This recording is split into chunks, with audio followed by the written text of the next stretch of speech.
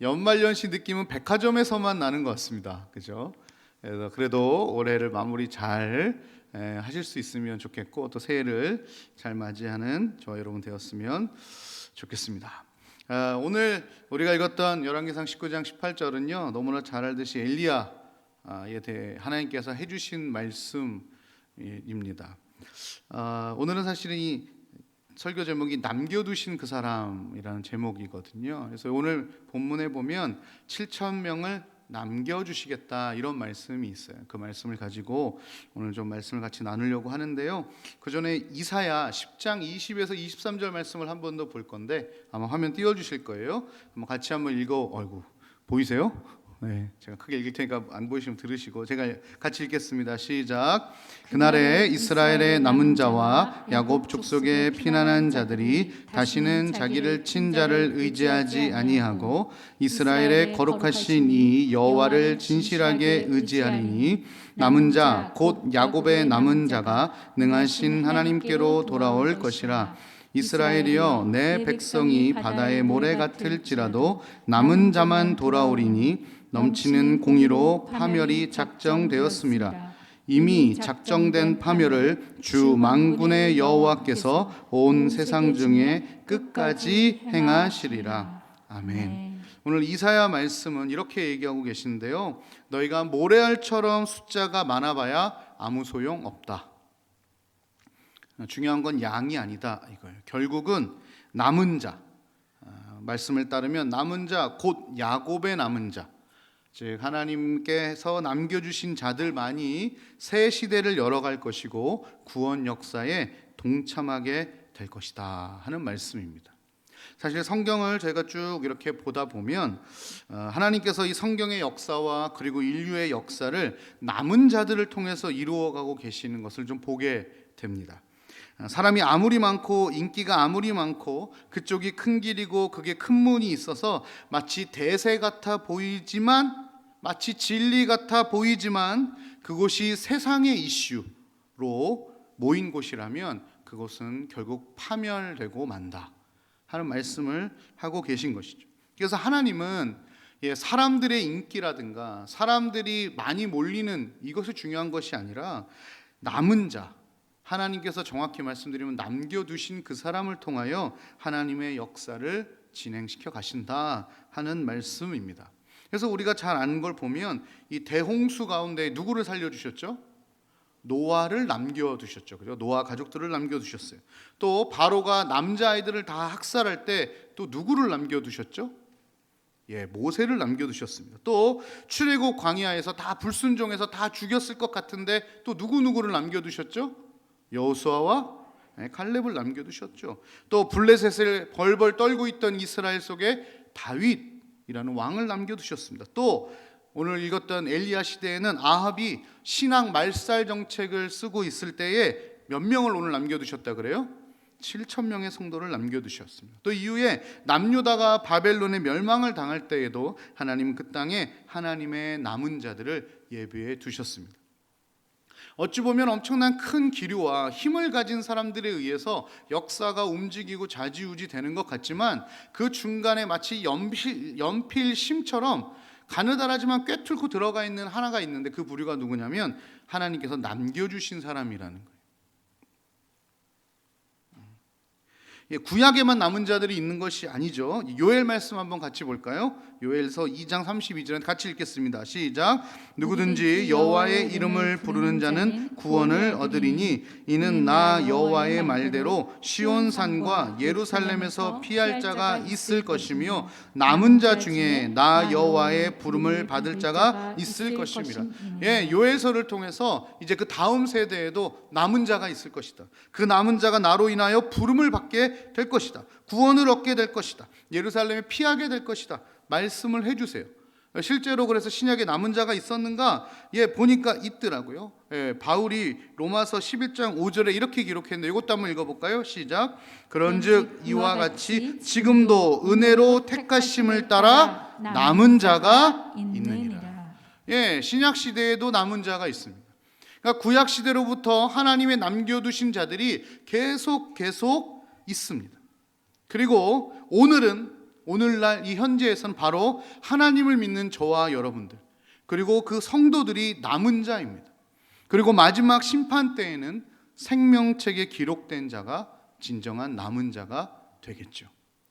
그러니까 세상은 하나님이 어떤 힘 있는 사람들이라든가 인기 있는 사람들에 의해서 이슈가 일어나긴 하지만, 실제로 하나님이 온 세상과 구원 역사와 하나님의 인류를 이끌어 가시는 방향은 하나님께서 남겨두신 사람들을 통하여 일하고 계신다는 것입니다. 저와 우리 성남절교회 모든 성도님들이 이 남겨두신 자가 되었으면 참 좋겠습니다. 아멘입니다. 그런데 이 남은 자, 여러분, 이 남은 자는요, 이 떨거지를 얘기하는 게 아니에요. 왜 과일 고르다 보면 터지고 상하고 이렇게 뭐 파먹고 이래가지고 사람들이 다 골라가고 남은 거, 이거 말고 이런 남은 거의 의미가 아니에요. 이런 거 남은 거의 의미가 아니에요. 축구하고 고무줄 할 때 가위바위보에서 선수 자기 편 뽑을 때 있잖아요. 여러분 어떠셨어요? 제일 먼저 뽑히셨어요? 맨 마지막에 막 뽑히셨어요? 그 기분 별로거든요. 다 뽑혀가고 혼자 남았는데 아무도 저를 안 뽑으려고 할 때. 그런 남은 자가 아니에요. 하나님이 어쩔 수 없이 못난 것, 아이고 어쩔 수 없이 이렇게 남은 자가 아닙니다. 그런 게 아니에요. 하나님께서 남겨두신 거죠. 남겨두신 거. 저희가 외삼촌 댁이 과일 가게를 합니다. 저희 아내가 좋아하는 과일이 있는데 얘기 안 할 거예요. 저번에 제가 사과 얘기했다고 사과를 막 몇 박스씩 사다 주셔가지고 제가 감사한데 죄송해서 이제 과일 이 종류 얘기를 안 하려고요. 그래서 아내가 이제 그 삼촌 댁에 가끔 놀러를 가면 삼촌이 부르세요. 기영아 좀 와라. 그러면 갑니다. 이렇게 가면 이제 오후쯤 가잖아요. 그러면 저희가 가면 왔나 이렇게 얘기하시고 저 가게 구석에서 박스를 막 꺼내기 시작하세요. 이것저것 막 박스가 막 이만큼씩 저희 아내가 좋아하고 또 건강에 좋은 과일들을 막 차 뒤에 그 뒷좌석에 가득 실리도록 과일을 주시거든요. 근데 그 과일이 남은 게 아니에요. 삼촌이 하루 종일 팔다가 남은 걸 주신 게 아니라 아예 물건을 띄워 오셔가지고 이건 우리 조카 거 줄 거야 하고 손님이 찾아도 없다고 하고 남겨두신 거예요. 삼촌 과일 진짜 맛있거든요. 여기저기 전화하셔가지고 제일 좋은 놈으로다가, 그리고 세상 처음 먹어보는 과일들도 많이 먹었어요. 여러분, 우리는요 그렇게 남겨진 게 아니라 하나님께서 남겨두신 자예요. 옆에 얼굴 한번 보고 인사하세요. 집사님, 권사님, 장로님이 극상품입니다. 이렇게 인사 한번 하세요. 네, 일부러 삼촌이 져주려고 일부러 남겨주신 것처럼 하나님이 저와 여러분을 일부러 남겨두신 거예요. 일부러 남겨두신 거예요. 저와 여러분이 수많은 사람 중에 어찌어찌하다 떨거지로 남겨진 것이 아니라 태초부터 우리의 인생을 계획하신 하나님께서 지금 이 시점, 이 자리, 그리고 이 시간 속에 철저하게 오랜 기다림 속에서 하나님이 우리를 남겨두신 거예요. 시감자처럼, 시종자처럼 내년을 위해서 좋은 것을 골라서 남겨두시는 거예요. 하나님께서는 그런 남겨두신 사람들을 통하여 그 구원 역사를 이루어 가신다는 것이죠. 남은 자, 그럼 그 남은 자는 누구이고 무엇을 해야 하는가? 그렇다면 좀 고민을 해볼 필요가 있잖아요. 그리고 내가 남은 자인가? 한번 이런 고민이 될 수도 있잖아요. 그죠? 교회는 다니는데 내가 남은 자인지 아닌지 어떻게 알아요? 아니면 어떻게? 그죠? 하늘나라 갔는데 하나님이 누구 이렇게 얘기하시면 정말 우리 난감하거든요. 근데 거기에 대한 힌트를 주신 구절이 있어요. 한번 보겠습니다. 요한계시록 12장 17절인데 같이 읽겠습니다. 시작. 용이 여자에게 분노하여 돌아가서 그 여자의 남은 자손 곧 하나님의 계명을 지키며 예수의 증거를 가진 자들과 더불어 싸우려고 바다 모래 위에 서 있더라. 남은 자, 그러니까 그 여자의 남은 자, 이 여자의 남은 자는 누굴까요? 창세기에 나와 있던 여자의 자손을 얘기하는 거죠. 하나님의 남겨주신 자들이에요. 그 자손 곧이란 단어는 그러니까 남은 자, 그 사람은 곧 이런 사람이다 했는데 그 사람이 두 가지인데, 하나는 뭐냐면 하나님의 계명을 지키는 사람, 또 한 가지는 예수의 증거를 가진 사람, 한 가지 더 보탠다면 용과 더불어 싸우는 사람. 힌트를 주신 것 같아요. 첫 번째는 하나님의 계명을 지키는 사람입니다. 이것은 단지 하나님의 말씀 항목을 하나하나 지키는 것, 이것도 중요합니다만 그것만 말씀하는 것이 아니라 생명의 공급자가 누구인가 하는 문제를 다루고 있는 것이에요. 그러니까 하나님의 말씀을 따른다는 얘기는 뭐예요? 그 당시 하나님의 말씀을 따른다는 것은 뭘 거는 거예요? 생명을 거는 거잖아요. 오늘 이 엘리야가 무슨 얘기예요?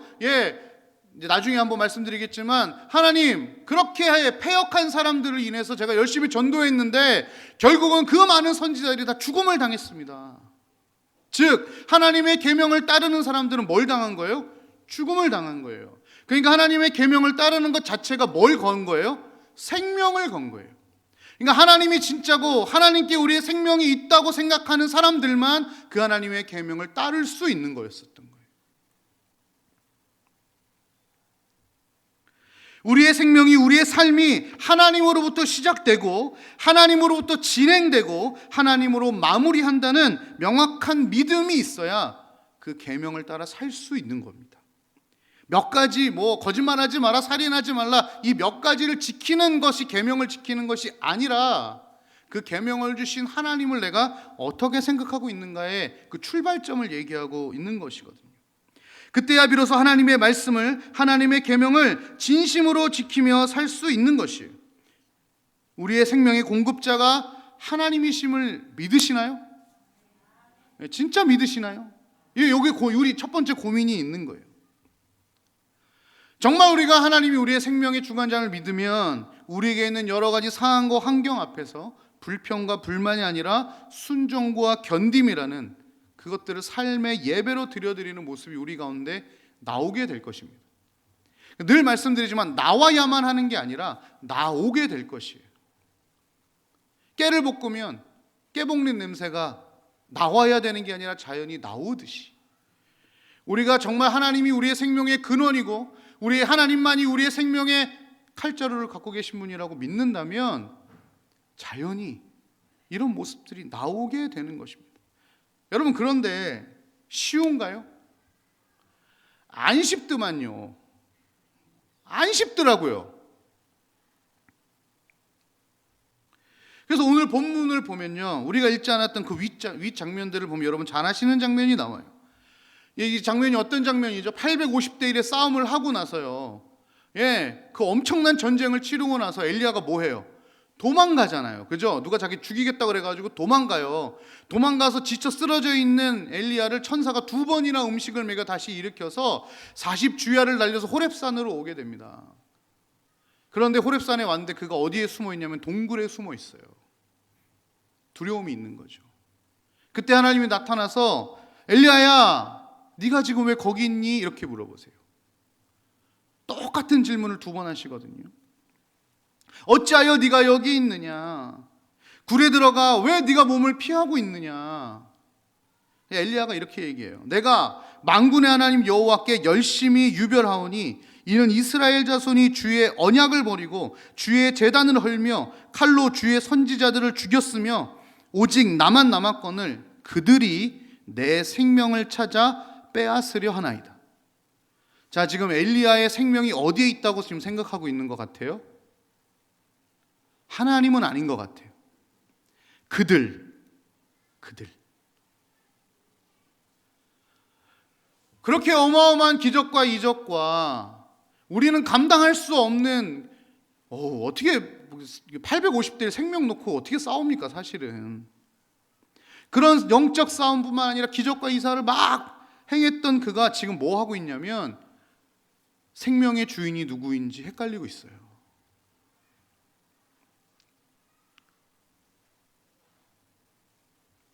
그래서 하나님이 거기서 끝내지 않으시고 그 앞에서 강한 바람을 일으키시고 지진도 일으키시고 불도 일으키시고, 이건 사실 하나님이 나타나실 때, 현현하실 때 일어나는 현상들인데 그 막 엄청난 것들을 보여주시거든요. 그리고 나서 또 다시 한번 물어보세요. 똑같이 엘리야야, 네가 어찌하여 거기 있느냐? 그랬더니 엘리야가요 또 똑같이 대답해요. 한 토시 하나도 안 틀리고 똑같이 붙여놔요. 내 생명을 그들이 지금 빼앗으러 옵니다.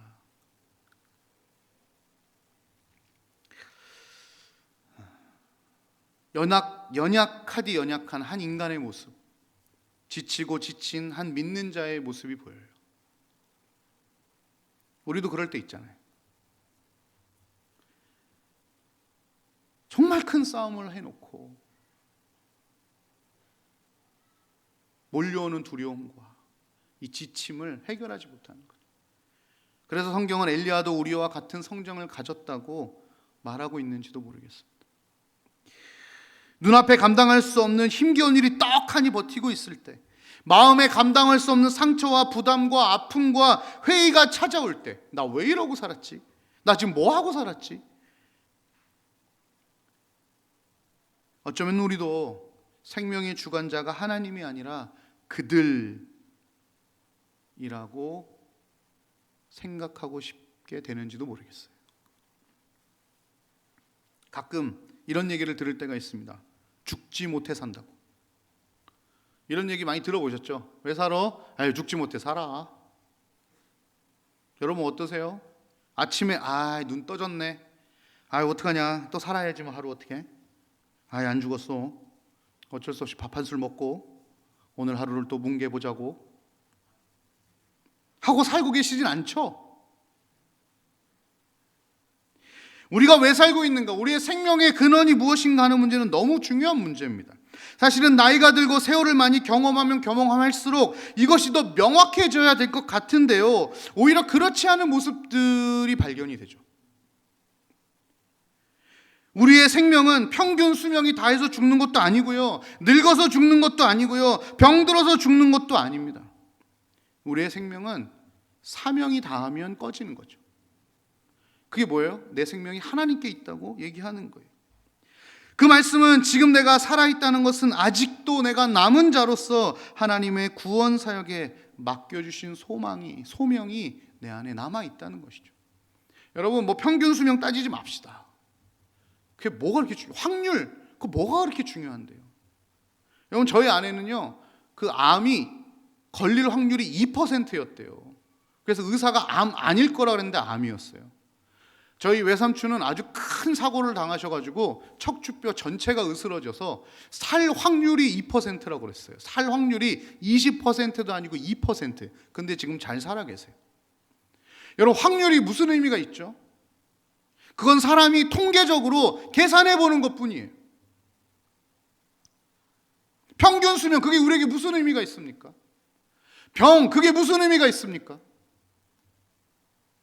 어떤 사람은 감기로도 죽고요, 어떤 사람은 암인데 고침을 받습니다.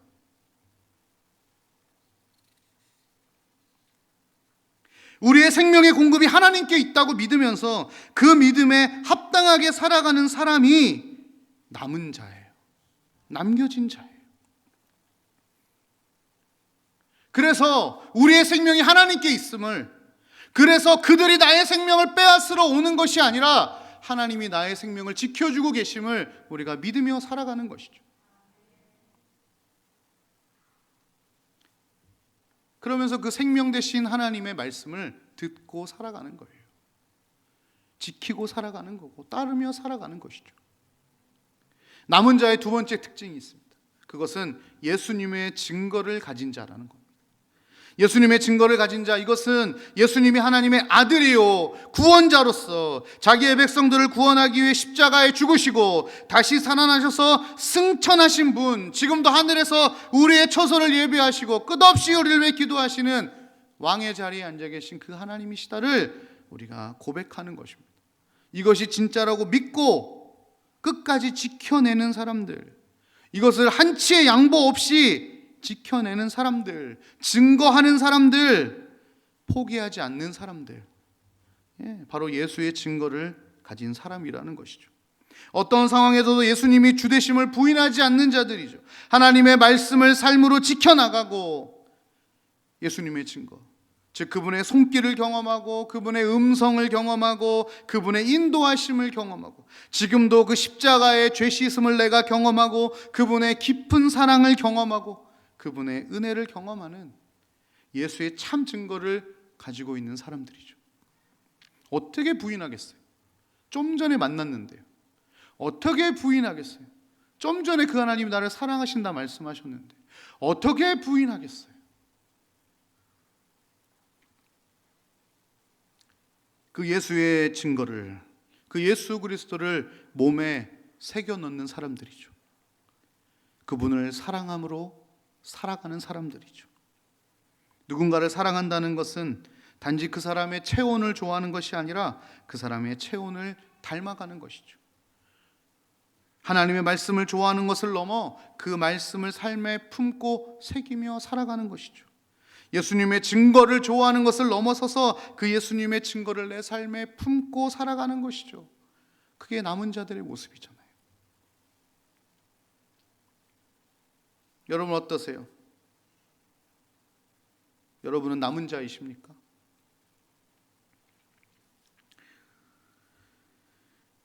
혹 남은 자가 맞다고 해도 엘리야처럼 여러 상황 속에서 남은 자의 모습을 버리고 혹시 우리가 살고 있었지는 않았는지, 자꾸 무언가에 쫓겨서 그들이 주어가 되어버리는 2021년도는 아니었는지, 코로나라는 큰 산 앞에서 모든 것을 코로나에 다 뒤집어 씌우고 나의 믿음 없음을 회피하려는 우리의 모습은 없었는지 한번 돌아볼 필요가 있습니다. 이 두 가지, 하나님의 계명을 지키는 것과 하나님의 증거를 가진 자가 진짜 남은 자입니다. 고개를 끄덕끄덕 하시는 거 보니까 다 남은 자시죠, 그죠? 그리고 이 남은 자들이 하는 일이 있어요. 하는 일. 아까 우리 요한계시록에서 읽었는데요. 그것은 뭐냐면 세상과 용이라고 써 있죠. 불신과 불신앙과 우상과 거짓 신앙과 맞서 싸우는 일을 우리가 해야 하는 거예요. 구약 시대에 모두가 우상 숭배에 빠지고 아스루와 바벨론에 멸망하여 사로잡혀간 그 가운데서도 하나님에 대한 신앙을 포기하지 않은 남은 자들이 있었어요. 그들이 돌아와서 이스라엘 신앙을 회복시켰고 부흥시켰습니다. 신약 시대에 모두가 영적으로 침체되어서 로마의 박해를 받게 되었고 그 가운데에 생명을 내걸고 신앙을 지켰던 하나님의 남은 자들 있었습니다. 예수님의 제자들이 있었습니다. 그들이 성령에 충만하여 초대교회를 세우고 확장시켰잖아요. 그처럼 종말에도 이 사탄의 온갖 핍박과 유혹에도 신앙을 지키는 자들이 살아남아서 하나님의 나라를 이루는 자들이 바로 남은 자들이 할 일입니다. 우리의 삶 속에서 세상이 얼마나 많이 우리에게 유혹하고 협박을 합니까? 너 이거 없으면 안 돼. 너 이거 없으면 안 돼. 너 지금 노후 자금 얼마 있어? 이렇게 물어보기 시작하는 거죠.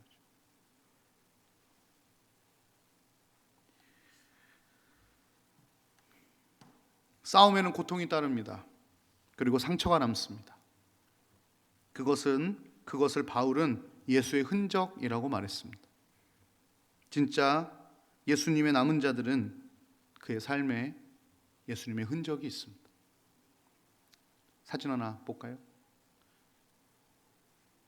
이게 무슨 사진인지 아세요? 제가 읽어드릴게요. 왼쪽이 꿀이에요.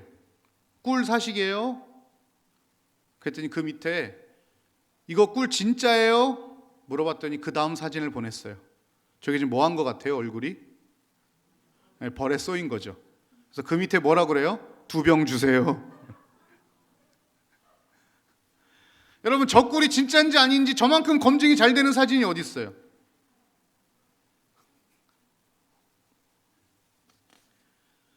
저도 2병 사겠어요. 이 꿀 진짜인가요? 뭐 말이 필요 없어. 예, 그거 누가 믿겠어요? 그냥 얼굴 사진 찍어서 보내는 거예요. 왜? 방금 꿀 따다가 물린 거 찍어 올리는 거죠. 그걸 뭐라고 불러요? 흔적이라고 부르는 거예요. 당신 예수 잘 믿습니까? 당신 예수님 정말 사랑합니까? 하나님 정말 사랑합니까? 예, 백날 얘기하면 뭐예요? 그리고 우리 가운데 뭐가 있어야 되냐면 우리의 삶을 찍었을 때 그 흔적이 남아 있어야 되는 거예요.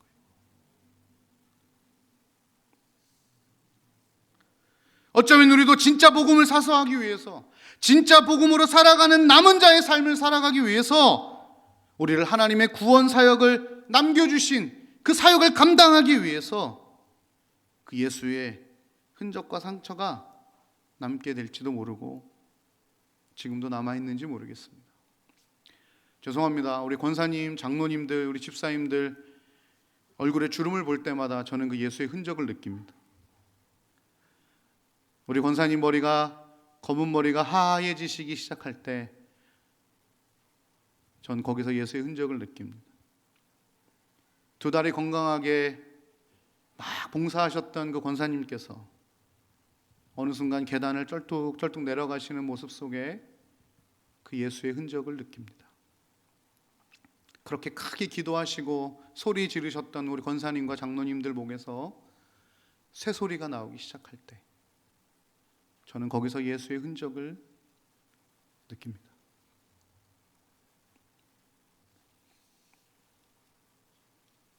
교회를 위해, 성도를 위해, 하나님을 위해 섬겨오셨던 우리 믿음의 선배들의 그 흔적을 저는 거기서 보게 됩니다.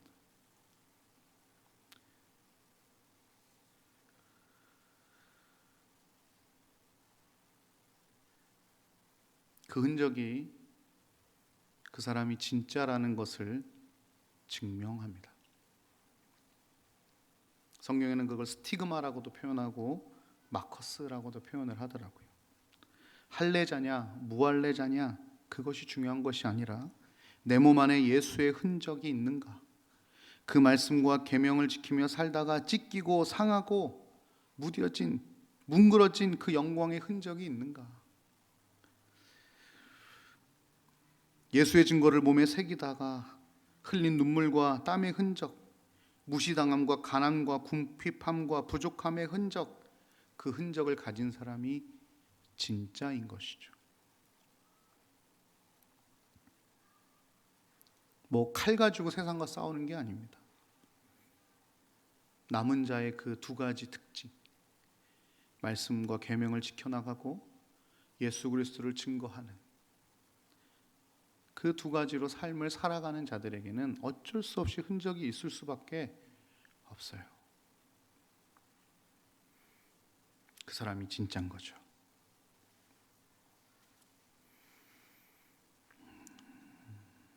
미가서 말씀을 보면서 말씀을 마무리하려고 합니다. 같이 한번 읽을까요?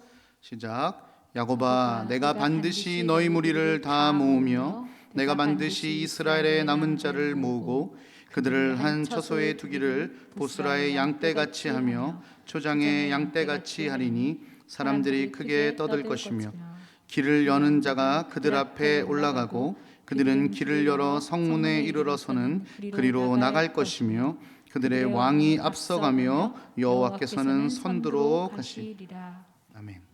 다시 말씀드립니다. 우리는 떨거지처럼 남은 자들이 아니라 하나님이 친히 남겨두신 그 사람입니다.